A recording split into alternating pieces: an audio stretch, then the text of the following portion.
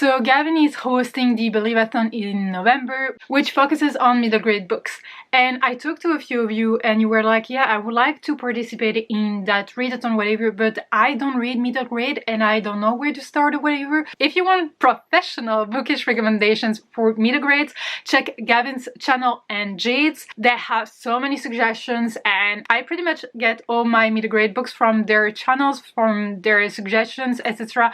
But I wanted to do a video for like middle grade recommendations, but from a newbie to another newbie, if you know what I mean. So I hope you're gonna enjoy it.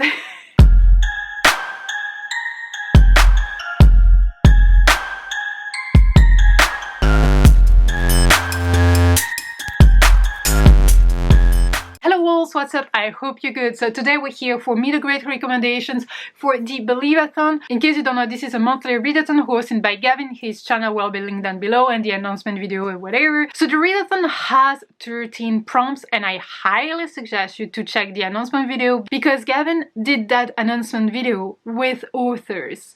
So you wanna check that out. The readathon has 13 prompts. You don't need to read 13 books, especially if you are a newbie like me, more or less. Like, I'm not like newbie, but I'm still like kind of newbie. Yeah, does that make any sense? I don't know. There are prompts like beautiful covers, excuse me, but all middle grade books have great covers, so you cannot go wrong with that prompt. Then you have new to you author, you have a colorful cast of friends, you have mystery, etc, etc. I think that the intro is already way too long, but whatever. I'm gonna recommend books that I've read that I loved and I will tell you for which prompt it can go. So yeah, these are not the books I will be reading because I have read them. Why do I have to explain that again?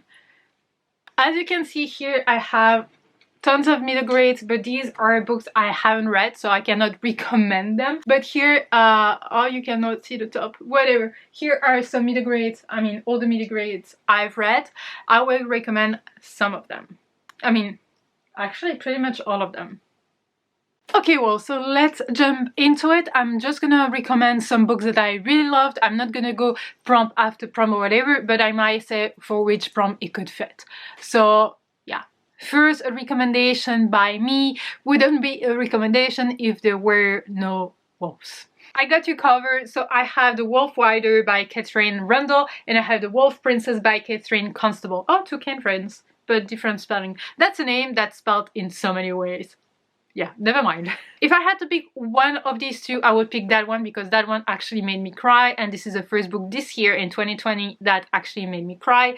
Basically what you have is that you have the main character living in the forest with her mom. They are both wolf wilders. So this book is set in Russia, and if you want all the rich people from Russia, they get a wolf. But the wolf will behave as wolf, it's not a dog, whatever, and whenever they feel annoyed, they don't want it anymore, whatever, they're gonna give it to the wolf riders, who's gonna help the wolf readapt to the wilderness. And so they're both doing that, but there is a captain, a general, whatever, colonel, whatever, living around who doesn't want wolves nearby. And yeah, it's about friendship, it's about family, it's about love, it's about wolves and wolves. So I really did love that one. This one, I loved it just a bit less because it was a bit weird and too easy for the characters, or too, I don't know, it was weird. But basically you have a group of kids from the same school, whatever, they're going on a trip to Russia, and apparently something doesn't go as planned or whatever, and they're going to another family, not the one they were supposed to go or whatever, and they're gonna end up in a castle that's surrounded by wolves with a princess that wanted them to come. It's a bit weird, but I still enjoy the wintry Russian vibes with the wolves. So yeah. I have one more with wolves, So Never Tell by Catherine Orton, a third Catherine. Catherines and wolves. But this one is also set in Russia. They're all set in Russia. They all have wolves. They were all written by Catherines. I don't know. Never mind, I just realized that. So here you have the main character living with her mom and other people in a prison camp in Russia. And they're gonna do everything in order to escape. She's even ready to do it with people that she doesn't consider friends. She's gonna go outside and she's gonna discover things she was not expecting. and yeah. So for the prompts, beautiful covers, colorful cast of friends. I would say dangerous setting as well, especially for the prison camp. But for the two others, there is something dangerous at one point. There is a supernatural element to this one. I don't remember in these ones. Why not listening to them as audiobooks if they do exist? I have no idea. I actually read them. Then you know that I love some pop fantasy here, so I got you covered as well. I had The Eye of the North by Sinead O'Hart, and I really love that one for adventures and doing things by yourself because you believe them to be right. So the main character's parents gonna disappear, so she's gonna have to go away to France, and she's gonna be on a boat, and she's gonna actually become friend with someone named Thing.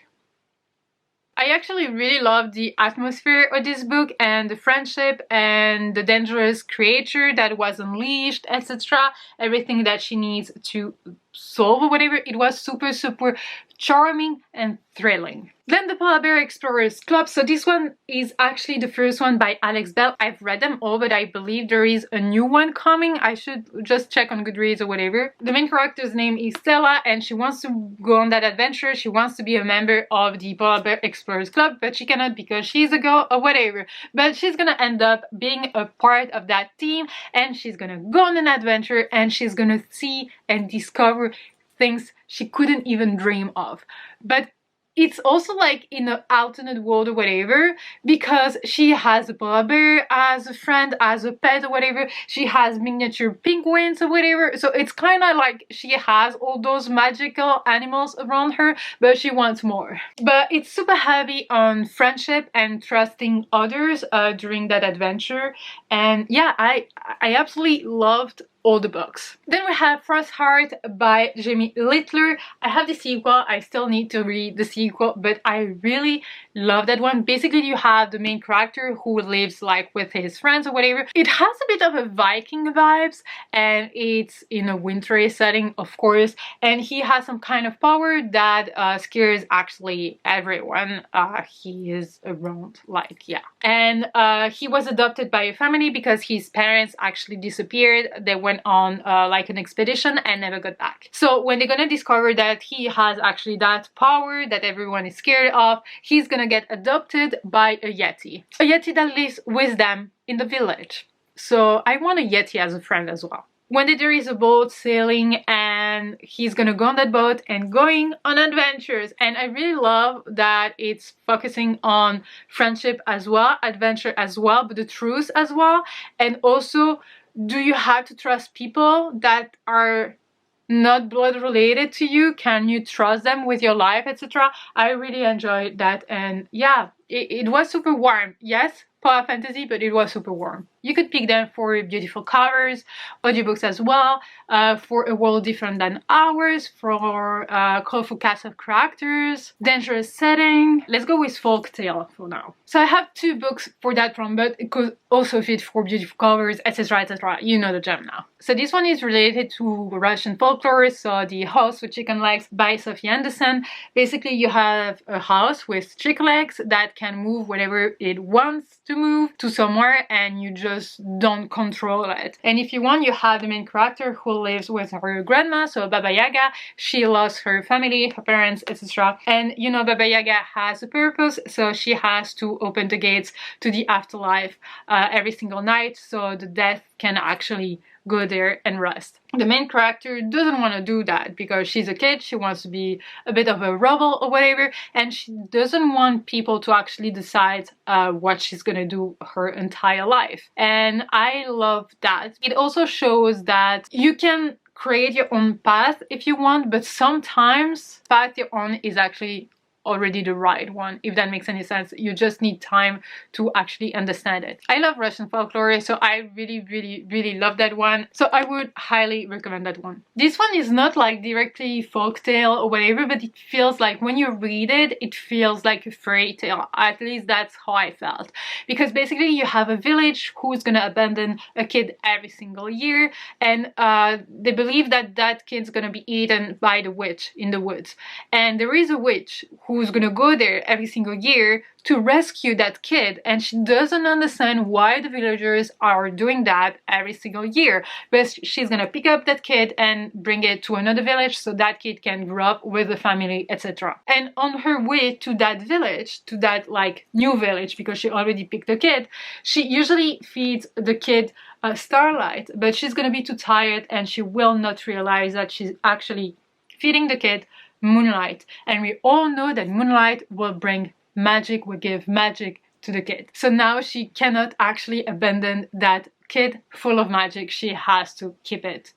And yeah, absolutely loved it, adored it. Podcast stuff for mystery and ghosts and colorful cast of friendship and beautiful colors, blah blah blah. But basically you have the main character who wants to write a paper. She wants to write something that's gonna get published in her favorite newspaper, and she's waiting for that perfect story, and one day she's gonna be in the bus and that perfect story is gonna actually sit next to her, that boy here. And what I loved about that book is that actually the main character is gonna ask for help from an adult, and I really love that. It seems like a detail, but for me it meant so much. But yeah, really intriguing. I loved it. I ate the book, so highly recommend that one. Then if you're really into mystery, I also recommend that one. So The Mystery of Black Hollow Lane by Julia Noble.